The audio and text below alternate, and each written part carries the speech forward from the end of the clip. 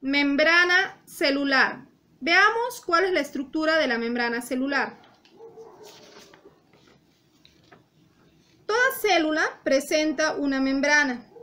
La membrana está formada por una bicapa de fosfolípidos. ¿Qué viene a ser la bicapa de fosfolípidos? Si ustedes observan en mi dibujo, se observan dos estructuras que están adentro y afuera de la membrana. Estos vienen a representar los fosfolípidos. Estos fosfolípidos le permiten que la membrana pueda tener existencia. ¿Por qué? Porque los fosfolípidos tienen la característica de ser anfipáticos. Anfipáticos significa que tienen un lado que es polar y otro lado que es apolar. Las partes de circulitos anaranjados representan las partes polares del fosfolípido y que pueden estar en contacto con el agua. Por eso vemos estas partes polares en el lado externo de la célula y en el lado interno. Entonces, pueden estar en contacto con el agua. También verán unas líneas de color verde, pequeñitas. Estas vienen a ser las colas de los fosfolípidos, que son apolares o hidrofóbicas, y por tenerle miedo al agua están en la parte interna de la membrana o de la bicapa.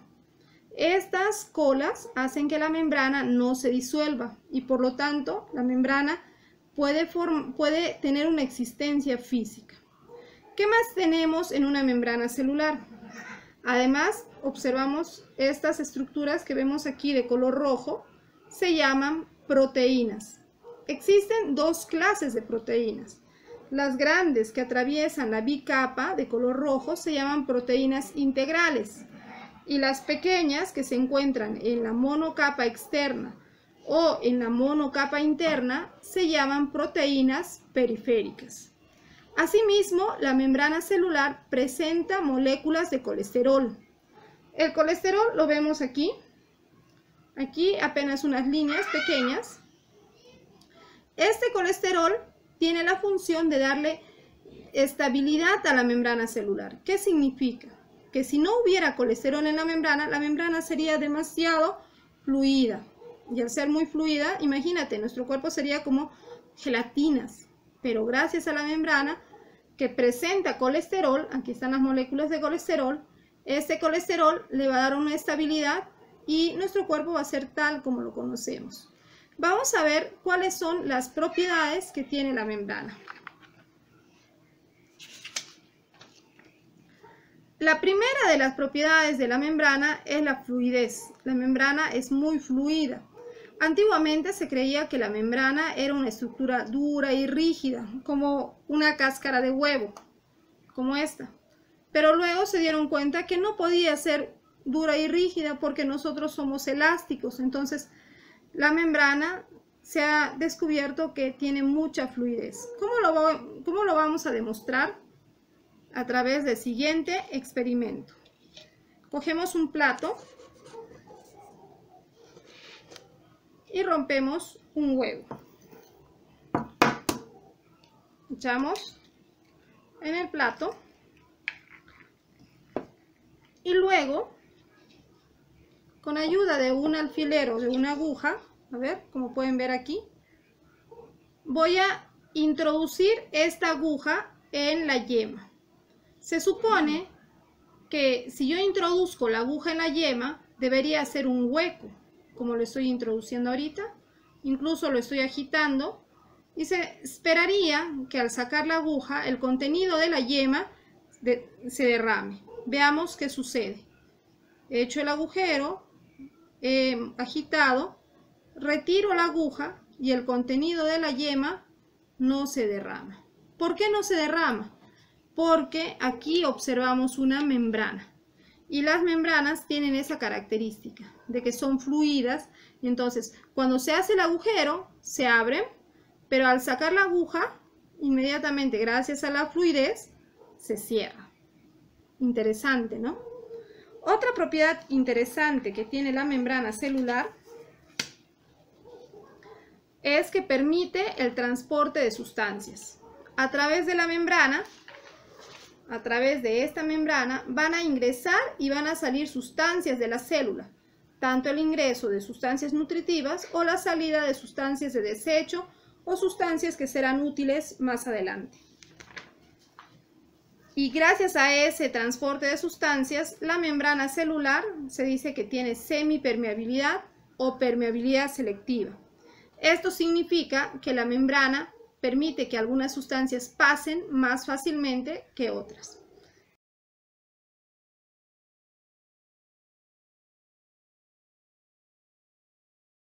La membrana celular realiza varios tipos de transporte. Como podemos observar en este esquema, tenemos la representación de una membrana celular. Esto sería la bicapa de fosfolípidos. Como recuerdan ustedes, la membrana está formada por una bicapa de fosfolípidos y los fosfolípidos presentan cabezas que son polares y por lo tanto hidrofílicas y pueden estar en contacto con el agua, y colas apolares o hidrofóbicas que le tienen miedo al agua y por lo tanto están al interior de la membrana celular. Como ven, este es el interior. La membrana celular también presenta proteínas. Las proteínas que atraviesan las dos capas de la membrana se les llama proteínas integrales o intrínsecas. Vamos a ver el transporte. A través de la membrana se van a transportar tipos de sustancias. Dependiendo si necesita o no gastar energía, el transporte que se realiza puede ser pasivo o puede ser activo. Veamos el transporte pasivo. Este transporte se caracteriza porque es sin gasto de energía y a favor de la gradiente. Ustedes me dirán, ¿y qué significa sin gasto de energía? Bueno, sin gasto de energía significa que algunas sustancias pueden pasar a través de la membrana sin hacer el requerimiento o el gasto de energía en forma de ATP. A favor de la gradiente se refiere a que las sustancias van a pasar desde una zona donde haya mayor concentración de sustancias, como vemos aquí. Vean, estos círculos celestes representan las sustancias.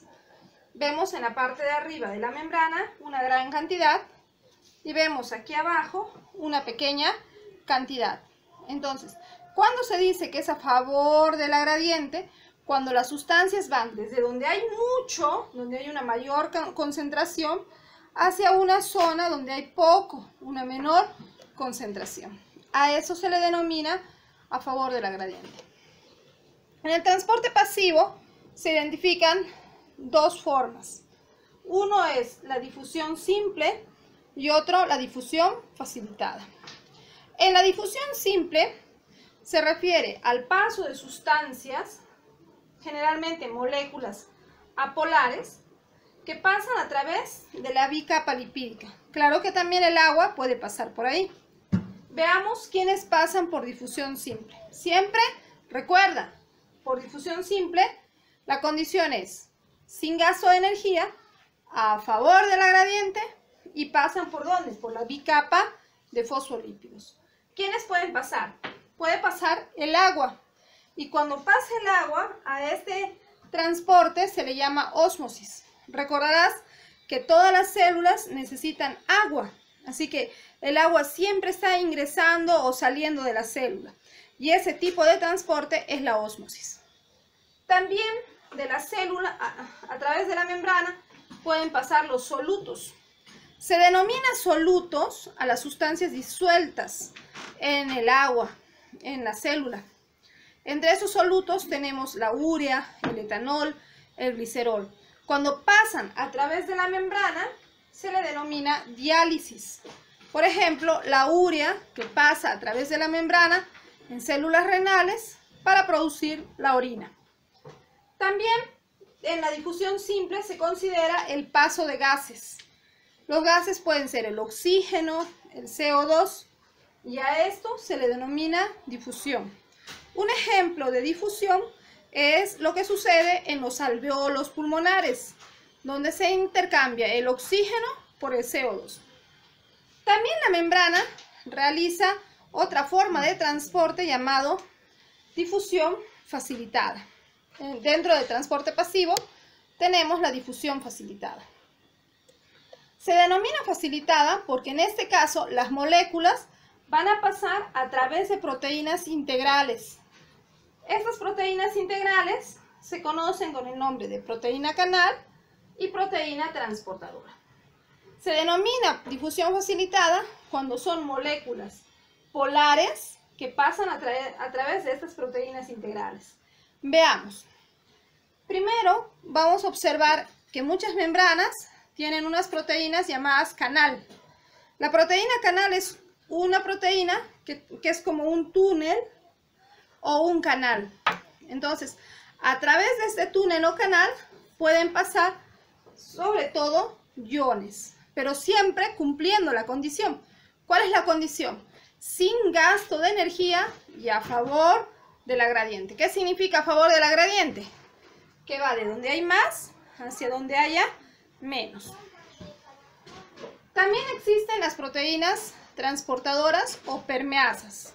Estas proteínas no son como las canales, no están abiertas como un canal, sino estas más bien van a permanecer cerradas y al momento que llega la molécula que van a transportar, que puede ser glucosa o puede ser aminoácido, la proteína se abre, atrapa la molécula, pongamos que esta sea la molécula, y la transporta hasta que llegue al otro lado. De esa manera actúan las proteínas transportadoras llamadas permeasas. Recuerda, ellas transportan moléculas polares como glucosa y aminoácidos.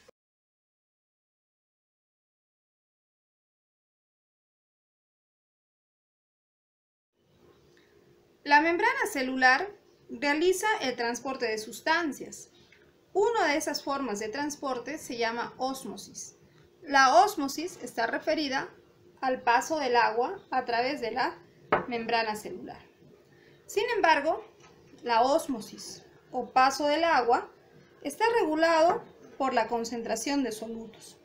Esto significa que el agua se va a mover hacia donde haya mayor cantidad de solutos. Soluto, vamos a entenderlo de otra forma, como sal. Si aquí fuera de la célula hubiera mucha sal, el agua saldrá. Si dentro de la célula hubiera mucha sal, el agua ingresará. Lo ideal es que exista un equilibrio entre la cantidad de agua y sal que existe fuera y dentro de la célula. Veamos los siguientes ejemplos. A esto le denominamos la relación de la célula con los solutos. Vemos aquí un ejemplo de un glóbulo rojo en condiciones normales. ¿Qué significa condiciones normales? Que la cantidad de solutos, o sea, sal, que pueda haber fuera de la célula, o iones que pueda haber fuera de la célula, es igual que la cantidad de iones que existe dentro de la célula. Por ejemplo, ¿cuáles son los iones que están afuera de la célula? Sodio, y lo que está dentro, potasio. Si ambos se encuentran en equilibrio en sus cantidades, lo que va a suceder es que la célula va a ganar agua, va a haber una cantidad de agua que entra, pero la misma cantidad de agua que entra va a ser la misma cantidad de agua que sale, dándose una situación de equilibrio y la célula está en condiciones normales. Sin embargo, puede darse que la célula se encuentre en un medio hipertónico. ¿Qué significa hipertónico? Significa que afuera de la célula, del medio extracelular, presenta una gran cantidad de sales o solutos o iones, si quieren llamarlo. ¿Y qué sucede? Si afuera hubiera mucha sal, la célula va a perder una gran cantidad de agua y muy poca agua va a entrar. Entonces, ¿qué le pasa al glóbulo rojo al perder mucha agua? Se deshidrata, se seca y se ve de esta manera. Un glóbulo rojo desinflado. A esto se le denomina crenación. ¿De acuerdo? ¿Esto en qué casos puede suceder? Podemos verlo en pacientes que sufren insuficiencia renal. En el paciente con insuficiencia renal no puede eliminar los solutos, como la urea de su cuerpo. Entonces hay una gran acumulación de urea en su plasma alrededor de los glóbulos rojos y al ser tanta, el medio extracelular se vuelve hipertónico. y el paciente con insuficiencia renal pierde mucho líquido, pierde agua de sus células. Esto explica por qué uno de los síntomas característicos de este paciente son las manos y los pies muy hinchados. Incluso aquí los párpados inferiores se ven como bolsas grandes, ¿no? Lo tocas, se siente que está lleno de líquido, de agua. Entonces, esas son manifestaciones clínicas de un paciente que está pasando por un proceso de medio extracelular hipertónico. Pero, ¿qué pasaría si el medio extracelular estuviese en forma contraria? Por ejemplo, aquí, un medio hipotónico. Un medio hipotónico se llama así porque afuera de la célula hay muy poco soluto, pero dentro de la célula sí existe bastante. Este medio hipotónico lo vamos a observar en pacientes, por ejemplo, diabéticos. Ustedes saben, en el diabético, ¿no? La sangre dulce. ¿Y qué implica? Que sus células o sus glóbulos rojos son mucho más salados que su plasma. Esto va a traer como consecuencia que los glóbulos rojos van a absorber una gran cantidad de agua y se hinchan, se hinchan, se hinchan y ¡boom! Revientan. A eso se le llama lisis.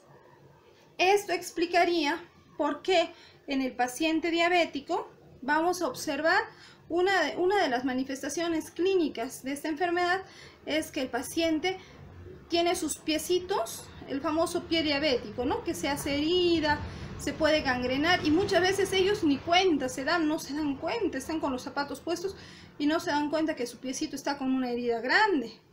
Esto se debe a que al haber una situación de medio hipotónico mueren tantos glóbulos rojos que no llega suficiente oxígeno, porque los glóbulos rojos son los que transportan el oxígeno.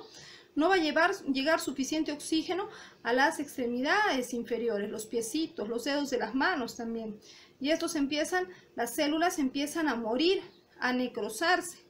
Y el paciente ni cuenta se da, porque al morirse, estas células no hay ni dolor. Entonces, el paciente puede tener el pie con herida, puede gangrenarse, y es muy terrible la enfermedad por ese motivo. Entonces, lo ideal que es mantener un estado de equilibrio, ¿ya? Ahora, esto mismo que hemos visto en células humanas o células animales, también se observa en células vegetales. En una célula vegetal normal se observaría de esta manera. Cuando el medio es isotónico, hay un equilibrio, la cantidad de agua que entra y que sale es en equilibrio. Y la vacuola, que es esta parte, se vería así, no muy grande. Pero ¿qué sucede? Si las células vegetales se encuentran en un medio hipertónico, es decir, muy salado, la célula pierde agua, pero la forma de la célula aún se conserva, no es como aquí que la perdió. Se conserva la forma de la célula debido a que tiene pared celular. Esto ustedes lo habrán observado tal vez el día que hicieron una ensalada de lechuga. A mí me ha pasado. Hago la ensalada de lechuga y tan apresuradamente que le pongo la sal rápido. Y de repente el almuerzo se va a servir en 1 hora y cuando ya voy a sacar la ensalada para poner a los platos me doy cuenta con que la lechuga, todas las hojas lindas que estaban, se han marchitado, se han amortiguado, ¿no? A veces le decimos así. ¿Esto qué ha pasado? ¿Por qué se han puesto así? Porque al haberle echado sal, las células de la hoja de lechuga han perdido agua y tienen ese aspecto que se conoce como plasmólisis. Por otra parte, también las células vegetales pueden llegar a tener un medio hipotónico. El medio hipotónico sería, por ejemplo, en el caso de que adentro de la célula sea más salado que afuera. Y entonces la célula absorbe agua tanta que se hincha la vacuola y la célula se ve muy hinchadita. Y se dice que la célula está turgente. Un ejemplo de esto puede darse cuando te regalan rosas, por ejemplo. Si te regalan rosas, de repente lo pones en un florero bonito y al día siguiente tus rosas están todas marchitas. ¿Qué pasó? Si las rosas en una florería les duran semanas, y a ti que estaban tan lindas tus rosas se marchitaron. ¿Qué ha pasado? Sucede que en la mayor parte de las florerías lo que hacen es agregar azúcar al agua. Cuando le echan azúcar al agua del florero, lo que hacen es que la célula sea más salada que el medio externo. Entonces todas las células de la rosa están absorbiendo agua, y por eso están turgentes, están bien hinchaditas, como si la flor recién hubiese sido cortada. ¿Me entienden? Entonces, esto es ósmosis y su relación con los solutos.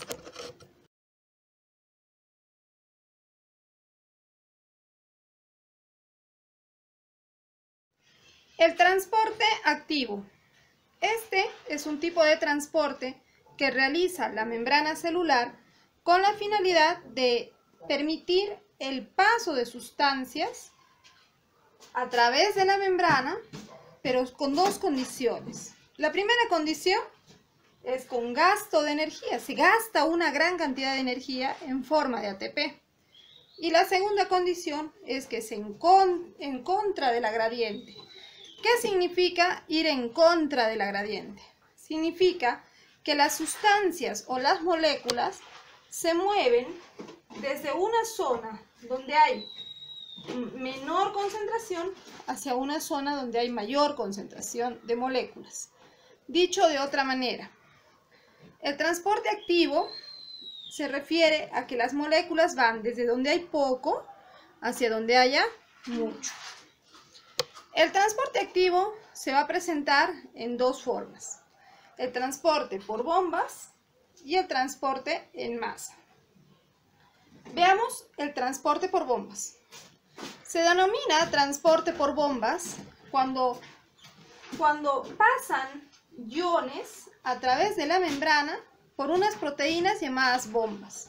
Como pueden ver aquí en el dibujo, siguen viendo la membrana, la bicapa de fosfolípidos, y hay unas proteínas. Algunas proteínas que tiene la membrana se llaman bombas, porque estas están especializadas en transportar iones. Pero para que puedan transportar iones, estas bombas o proteínas llamadas bombas siempre consumen ATP. Como pueden ver, siempre está entrando el ATP. Al consumirse el ATP, lo que sucede es que el ATP ingresa, se desfosforila, es decir, se rompe perdiendo un fósforo. Y al romperse, se libera ADP, adenosín difosfato, más fosfato. Pero en ese proceso se libera energía. Esa energía es lo que van a utilizar estas proteínas llamadas bombas para transportar iones. Las dos bombas más importantes que existen son la bomba de sodio-potasio, que es esta, y la bomba de calcio. Mira la bomba de sodio-potasio. Esta es una proteína llamada bomba de sodio-potasio. Consume ATP y por cada ATP que consume, la energía de este ATP, se liberan o se transportan 3 iones sodios al exterior, salen de la célula 3 sodios y se transportan a su vez 2 iones potasios al interior de la célula, ingresan a la célula. Esto nos muestra claramente que están yendo en contra del gradiente de concentración, porque tú recordarás cuál es el ion, el catión más abundante extracelular. Muy bien, la respuesta es sodio. Afuera de la célula hay mucho sodio. ¿Y qué está haciendo la bomba? A pesar de que afuera hay mucho sodio, está mandando más sodio, está yendo en contra de la gradiente. Ahora, ¿cuál es el catión más abundante dentro de la célula, intracelular? Y muy bien, la respuesta es potasio. Dentro de la célula lo que más abunda es potasio. Y sin embargo, ves que la bomba de sodio-potasio está mandando 2 potasios al interior, está yendo en contra de la gradiente. Por eso se habla de transporte activo. La bomba de sodio-potasio es importante para mantener el equilibrio hídrico de la célula. Esto significa que garantiza que afuera de la célula siempre haya bastante sodio, mucho sodio, y adentro mucho potasio. ¿Y qué pasa? Pasa que cuando afuera hay mucho sodio y adentro mucho potasio, hay un equilibrio entre la cantidad de agua que sale y la cantidad de agua que entra. Y la célula estará en buen estado. Estas bombas de sodio-potasio son muy abundantes en células nerviosas. En las neuronas son muy abundantes y muy valiosas. La otra bomba se llama bomba de calcio. La bomba de calcio es una proteína que transporta consume ATP, y por cada ATP que consume tiene la energía para mandar el calcio al exterior de la célula. Esto es utilizado sobre todo en células musculares. Ustedes saben, el músculo necesita calcio para poder realizar la contracción muscular. Y una vez realizado, ese calcio ya es expulsado a través de esta bomba de calcio. También existe el transporte en masa. El transporte en masa es un transporte que recibe ese nombre porque se van a transportar partículas grandes. ¿A través de qué? De la bicapa lipídica. Aquí vemos la bicapa lipídica, y esta bicapa lipídica va a formar como pliegues, como bolsitas que engloban algunas sustancias, algunas partículas para transportarlas. Y las puede transportar al interior de la célula para que ingresen, entren, o al exterior para que estas sustancias salgan. Puede ser, cuando entran, se le llama endocitosis. ¿Cómo se le dice? Endocitosis. Esta endocitosis es muy importante recordarla. Ten en cuenta. ¿Qué es endocitosis? Que entra, que ingresa a la célula. Dependiendo de lo que haya ingresado a la célula, la endocitosis va a recibir nombres distintos. Por ejemplo, si lo que entra a la célula es algo sólido, es decir, como que la célula se come algo, entonces a esto se le llama fagocitosis. Por ejemplo, los glóbulos blancos, que son células del sistema inmunológico, suelen fagocitar con mucha frecuencia bacterias, cuerpos extraños. Entonces, ¿qué es lo que hacen ellos? Fagocitosis. Pero si lo que ingresa es algo líquido, si ingresa algo líquido, se llama pinocitosis. ¿Cómo se le llama? Pinocitosis. Por ejemplo, puede ser una gota de aceite que ingresa a la célula. Asimismo, la célula va a eliminar sustancias a través de un proceso llamado exocitosis. Exo, que lo libera, que lo bota. Dependiendo del tipo de sustancia que libera, va a llamarse. Por ejemplo, si lo que libera es una sustancia útil para el cuerpo, como una hormona, se llama secreción. Las células del páncreas liberan la hormona insulina, entonces están haciendo secreción. Pero si lo que libera son sustancias de desecho celular, se llama excreción.